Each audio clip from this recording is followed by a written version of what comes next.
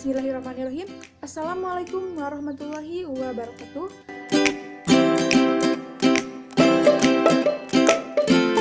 Perkenalkan, nama saya Mita Amalia dengan NIM 11820606067. Saya merupakan mahasiswa pendidikan biologi kelas 5B di UIN Sunan Gunung Jati, Bandung. Dalam video kali ini, saya akan menjelaskan mengenai glikolisis. Glikolisis merupakan proses pemecahan glukosa menjadi molekul sederhana, yaitu piruvat, dan disertai pembentukan energi berupa ATP. Glikolisis ini penting dalam metabolisme karbohidrat.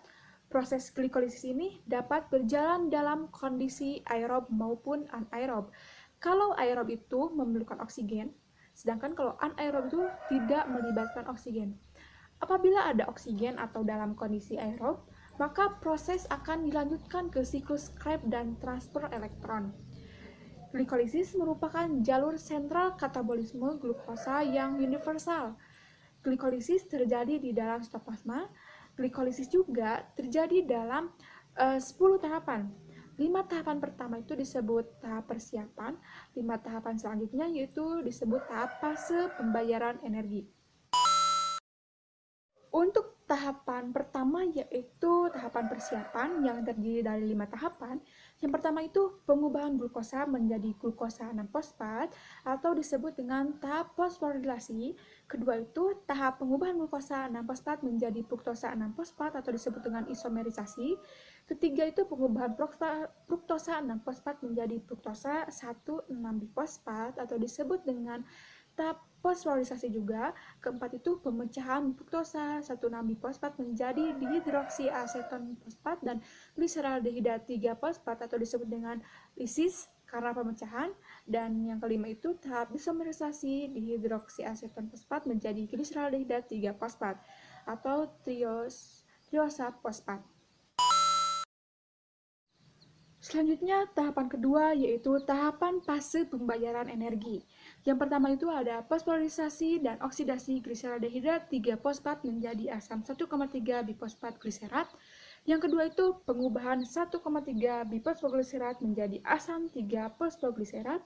Yang ketiga itu pengubahan asam 3-fosfogliserat menjadi asam 2-fosfogliserat. Yang keempat pembentukan asam fosfonol privat dari asam 2-fosfogliserat. Dan yang terakhir yaitu pemindahan gusfosfat kepada ATP menjadi ATP dan asam piruvat. Nah, tadi kan sudah kita ketahui glikolisis itu apa, terus tahapannya bagaimana, ada berapa, seperti itu. Nah, kita masuk ke penjelasan setiap tahapnya. Nah, ini tadi ya sudah dijelaskan di sini. Nah, untuk tahap pertama ini, yaitu tahap fosforisasi. Tapi sebelum penjelasan ke tahap pertama ini atau fosforisasi ini, ada beberapa hal yang harus kita identifikasi. Nah, yang pertama itu nama reaksinya atau nama prosesnya. Nah, nama prosesnya itu apa? Nah, kalau misalkan tahap 1 itu nama prosesnya atau reaksinya itu ini nih, fosforilasi. Kemudian apakah ada enzim yang terlibat? Nah, kalau pada tahap pertama ini, ada itu enzim yang terlibatnya itu heksokinase. Kemudian, struktur molekulnya. Nah, ini struktur molekulnya nih. Nah, ini itu merupakan struktur molekulnya. Kemudian, nama senyawanya itu apa? Nah, nama senyawanya itu ini, glukosa. Nah, senyawa glukosa ini, dia itu mempunyai 6 atom karbon. Dan untuk penomorannya itu, kita harus searah jarum jam. Nah, berarti ini 1, ini 2, ini 3, 4, ini 5. Di sini 5 ya. Nah, kalau atom karbon nomor 6 itu di sini, dia itu nempel di atom karbon nomor 5. Nah, tahap yang pertama ini yaitu tahap fosforisasi. Dari kata fosforisasi ini, maka kita dapat diketahui itu artinya keterlibatan fosfat atau adanya keterlibatan fosfat. Terus dari mana fosfatnya? Jadi gini ya. Nah, ketika glukosa dengan bantuan heksokinase, dengan bantuan enzim heksokinase ini, sehingga menghasilkan glukosa 6-fosfat ini, ada penambahan 1 fosfat. Dari mana? Yaitu dari ATP. Nah, ATP itu apa? ATP itu adenosin trifosfat. Tri berarti 3, kemudian ATP ini menyumbangkan 1 fosfatnya, sehingga menjadi ADP. Apa itu ADP? ADP itu adenosin difosfat, berarti dia mempunyai 2 fosfat. Nah, lalu fosfatnya yang fosfat satunya itu kemana? Nah, dia itu menempel di atom karbon nomor 6 di sini. Nah, jadi namanya glukosa 6-fosfat. Karena fosfatnya ini nempel di atom karbon nomor 6. Nah, seperti itu. Kemudian kita lanjut ke tahap 2. Nah, tahap 2 di sini namanya tahap isomerisasi. Nah, isomerisasi berarti isomer. Nah, apa artinya? Isomer itu artinya rumus kimianya itu sama, tetapi rumus strukturnya berbeda. Bisa dilihat di sini ya, kimianya itu sama, rumus kimianya sama. Cuman strukturnya itu berbeda. Nah, bisa dilihat di sini ya. Nah, kalau di sini kan dia itu persegi 6. 1, 2, 3, 4, 5, 6. Kalau di sini itu persegi 5. Nah, kemudian tahap 2 ini melibatkan enzim fosfoglukoisomerase. Jadi, awalnya itu glukosa 6-fosfat menjadi fruktosa 6-fosfat. Kenapa?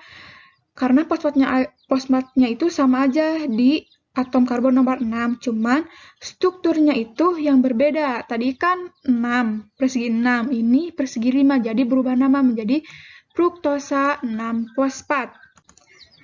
Kemudian kita lanjut ke tahap ketiga.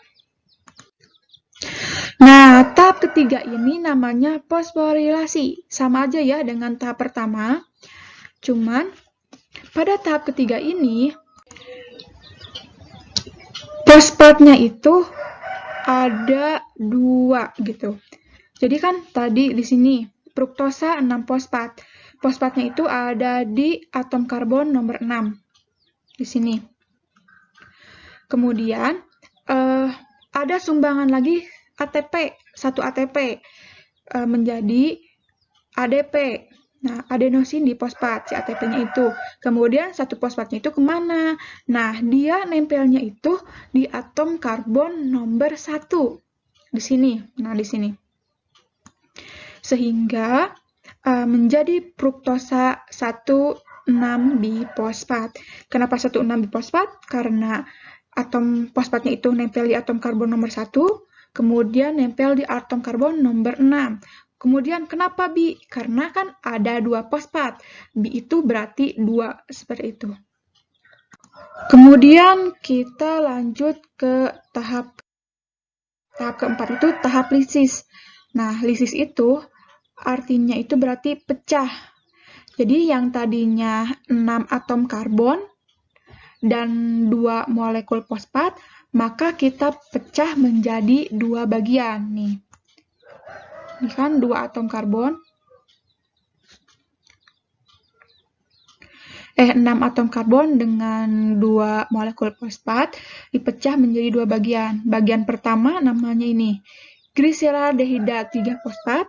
Bagian kedua yaitu dihidroksiaseton fosfat. Nah, pemecahan menjadi 2 bagian ini yaitu dengan bantuan enzim aldolase, sehingga menghasilkan 2 molekul ini. Kemudian, masing-masing dari molekul ini dia itu mempunyai 3 atom karbon ya. Saat itu 1, 2, 3. Ini juga sama 1, 2, 3 seperti itu. Dan mempunyai 1 fosfat sama ya, 1 di sini pun 1. Tetapi uniknya di sini itu ada reaksi reversible, yaitu bolak-balik seperti itu. Artinya dehidroksiaseton fosfat ini bisa dirubah menjadi gliseraldehidra 3 fosfat seperti itu. Kemudian kita lanjut ke tahap 5. Ke-6 ya, tahap ke-6. Soalnya kan tahap kelima itu sama aja nih sama tahap ke-6 karena kan tadi gitu bisa dibolak-balik yang itu karena bersifat reversible.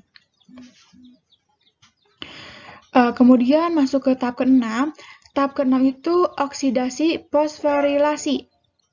Nah, tahap ke-6 ini ada keterlibatan enzim gliseraldehida 3 fosfat dehidrogenase. Pada tahap ini, untuk mengubah gliserol 3 fosfat dehidrogenase ini menjadi 1,3 bifosfogliserat ini, jadi atom hidrogen ini dilepaskan dan berikatan dengan NADA+, sehingga menjadi NADH. Kemudian, ternyata di dalam proses ini itu ada fosfat inorganik nih. Ini dia itu tersedia di dalam sitosol yang sangat banyak. Dengan jumlahnya itu yang sangat banyak ya si fosfat inorganik ini. Nah, si fosfat ini masuk dan dia menggantikan H. Jadi si fosfat ini masuk ke sini. Ke sini nih. Dia itu menggantikan H yang dari sini. Nah, dia itu menggantikan H yang dari sini, ini ke sini. Ini. Nah, yang H di sini kan tadi lepas, menggantikan ini. Kemudian, dengan begitu, dinamakan 1,3 bifosfogliserat. Kenapa? Karena kan fosfatnya itu ada di atom karbon nomor 1 dan nomor 3. Nah, kalau ini kan tadi dari fosfat di sini yang menggantikan H ini. Kalau ini mah kan udah awalnya juga udah ada di sini. Jadi 1,3 bifosfogliserat. Kenapa 1 bi? Kenapa bi? Karena kan ada 2 ini. Ada 1 ada 3 seperti itu. Kemudian lanjut ke tahap ke-7 yaitu transfer fosfat. Bila dilihat dari namanya saja, transfer fosfat berarti ada yang dipindahkan ya. Yang dipindahkannya itu apa? Yaitu fosfat yang dipindahkannya itu. Jadi, fosfatnya itu dari siapa? Nah, ternyata 1,3 bifosfogliserat ini ada ADP yang masuk. Jadi, maksudnya itu ADP ini ketambahan 1 fosfat sehingga membentuk ATP sehingga menjadi ATP jadi 3 fosfat dengan bantuan enzim fosfogliserokinase. Nah, si fosfat di sini itu dia itu kan sudah hilang karena kan disumbangkan ke sini.